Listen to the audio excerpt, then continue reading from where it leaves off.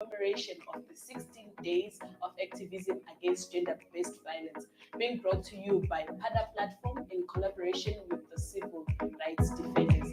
My name is Bridget.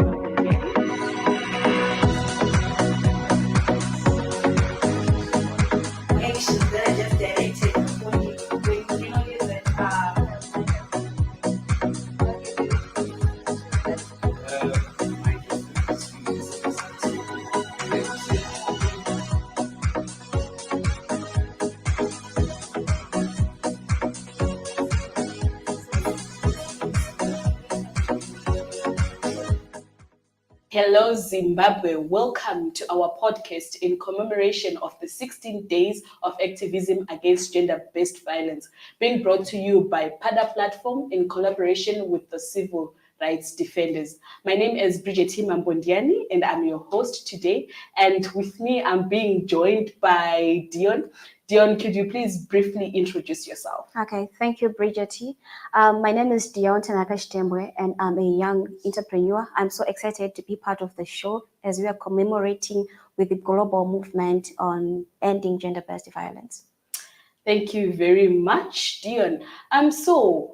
The term gender-based violence, GBV, it seems to be a topical issue since we are within the 16 days of activism. Could you give us a brief understanding of the term gender-based violence and what it entails? Okay. To me, gender-based violence is any act towards any gender, any violent act against a person because of his sexuality or gender identity, and it comes in different forms. It can be sexual, physical, economic. Yeah, these are some of the examples. Okay, I understand you said that you are a young entrepreneur, meaning you are much mostly involved in the workplace. So I'd want to ask you, what have been your experiences, especially as a young lady within the working industry? Are there any forms of violence, and if so, which kind? It's hard to be an entrepreneur, and it's hard to be a female entrepreneur. So there are in many cases, we face sexual harassment, we face sexual abuses in the workplaces. For example, you can have a customer coming to you and is a male, and sometimes he wants sexual favors because he's getting a commodity, maybe a service from you. So he thinks that for him to purchase something from you, there are sexual favors that you need to trade with him. So it's a challenge. And sometimes there's also a challenge that we face in advertising online. There's also sexual harassment that is happening online, and which is a challenge to us as young entrepreneurs. Okay, so what would you say exactly is sexual harassment? Sexual harassment is an infringement of someone's sexual rights. Yes. Okay. For example, some of these things, people tend to forget that you are being sexually harassed because we normalize things that are abnormal. For example, I can post my item on social media, and then someone can comment with a nasty comment, which is, to me, I feel embarrassed. I feel like my sexual orientation has been tampered with. Okay, yeah. I'm asking because of late, people are always saying that young women claim sexual harassment everywhere and everywhere. Like they're saying that we are normally we are abusing the word. That's the reason why I'm posing this question to you to say, what conduct exactly would you say, okay, if somebody is to come to my workplace and act in this mannerly, this would amount to sexual harassment? I think we need to demarcate where someone is sexually being harassed, because there is a demarcation. Like, for example, I can agree to some things, and to me, I cannot term them as sexual harassment. So there's a thin line between sexual harassment and consent. So we need someone now, when someone now comes to me and, like I have said before, come with nasty comments, to me that's sexual harassment, or come with these physical actions that people portray when they come to the market. Yeah. Oh, okay. So, do you think that the workspace, the environment, is it safe for young women? And if it's not safe, what would you say are some of the things that could be done to make it, better for you guys? The workspace is not safe for women. Statistically, we have seen that 1 in every 3 women faces sexual harassment. So every woman is at the risk of being sexually abused at the workplaces. So to make it a safe space, I think there's need to come up with these sexual harassment acts and also make them known to every woman that when someone does this to her, it means Kuti, she has been abused, because some of these things are happening and we are ignorant of them because we are not aware of what the laws have to say about it.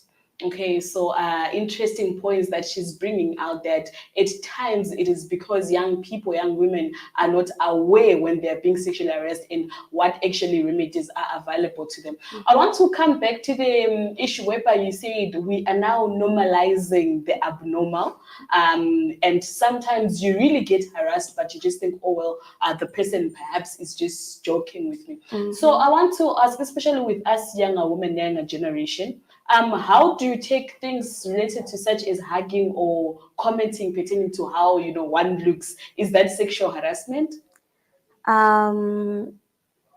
It can be, it cannot be. It depends with how you take it, and it depends. So I think one thing we have to do as women is we need to set our standards. We need to let the next person know that if he crosses this line, then to me that's abuse, that's sexual harassment. So to someone, being hugged is okay, but to some it's sexual harassment. So it depends. You need to make your the next person to know what you think before he takes an action. Interesting. To some, it's okay.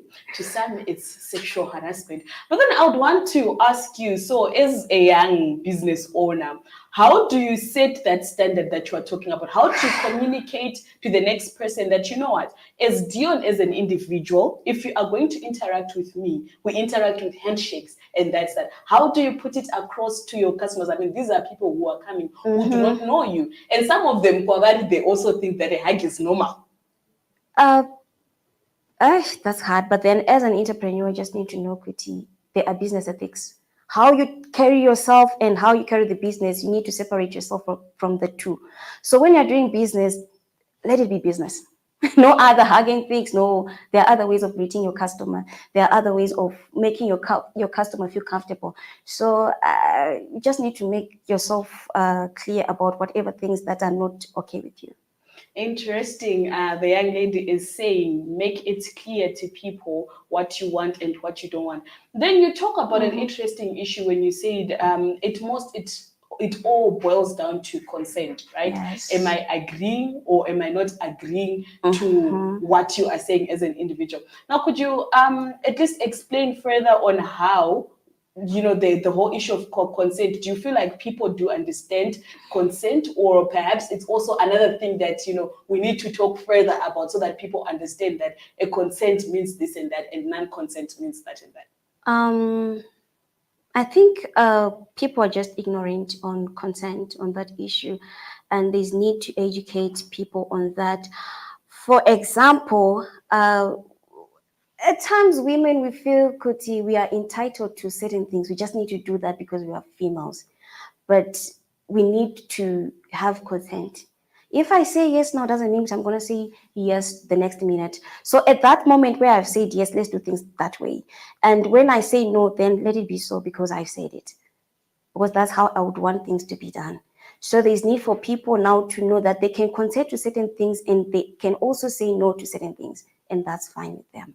Okay, interesting. Now, I would also want to ask, when it comes to the workplace, to the work environment, what do you think have been some of the effects now of women being victims of gender-based violence? Do you feel like, because at times people tend to then say that it means that less women are now going to be interested in the entrepreneurship sector? What would be your comment on that whole issue that, it's now deterring young women from, doing things that they want to do because they fear that when I go there, my bosses are going to ask for sexual favors. My customers are going to look at me in a different way. I think that has affected many entrepreneurs, especially young entrepreneurs, because sexual harassment, they actually does not affect one's physically, but they also do affect mentally. And when you're not mentally stable, it also affects how you're going to operate in your business. So we have seen that some of the young people in entrepreneurship have actually left their businesses and tried to pursue other things because the working space has become very toxic to them, and the best way for their safety was to leave their whatever they were doing and pursue other things. Okay. Yes. As a young woman in the entrepreneurship sector, do you at times feel judged? Yes, that happens a lot because one of the things is we're coming from different societies, and in our societies that we come from, women are ought to be a sexual object. So when a customer comes now with things that are not okay with you, sexually harassing you, and then when you speak out, the other women, they might find it as if you're working against them. So you tend to get comments like hako wadarire ona mari yatoenda, customer inzwaro, customer is a king, which is something chokuti you feel kuti I shouldn't be doing this, I need the money, yes, but then I'm being violated here. Yeah. Customer is the king, not is this a customer. But I mean, at the end of the day, we are saying that we want our safety first. Yes. We want to feel comfortable in the spaces, but we want to feel safe. And it's not right when somebody sexually harasses you. And I'm so happy that you are highlighting that. As for you, you do speak out for yourself, even if it means that the customers are going to go. So, Dion, as we are wrapping up this, I'd want to ask you, what do you really think that as communities, as people in the workspace, as young people, what can we really do to ensure that the working environment becomes safe for the young woman? Okay, there are a lot of things that women can actually do. And some of these include voicing up.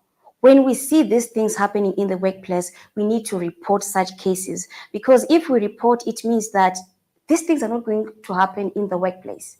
And also, we need to also support each other. When you see that a sister is being sexually harassed, is being sexually abused, let's support her. Let's encourage her to report those cases. And also, the issues to do with GBV, they require us to collaborate. They acquire for the community to fight together with one voice. So in the workspace, we need women to voice out with one voice and say enough is enough, Rakwana. Because if we voice out, it means kuti we are reducing these cases, and the workspace will become safe for every woman. Okay, there you have it. She's saying that some of the solutions, some of the things that we could actually do to curb this problem of gender-based violence is, number one, we should make sure that the young woman is empowered to speak up, to voice out whenever they are facing any sort of gender-based violence. And secondly, she has spoke to issues of litigation, that let's report these cases. Let's ensure that you are encouraging the next person that if I take my matter to the courts, to the police, it's going to be dealt with. And lastly, she spoke about solidarity, which is very, very key amongst women. That, you know what, if you see that your sister is not safe in the working space, your sister is being violated, make sure that you stand with her and you ensure that she is safe, so that together we can help end gender-based violence. So, Mr. Dion, Dion, what would be what would be your last comment? My last comment is, don't wait for GBV to happen to you so that you can take action. Because you yourself, you're not safe. So you have to speak up now. No matter it happens to someone who is not closer to you. But the fact that as a woman, you're not safe. Anything can happen to you at any time. So you need to speak up, and we need to unite. Just like this year's theme, unite to end GBV. So we need to unite as women. We need to unite as a society to fight against GBV.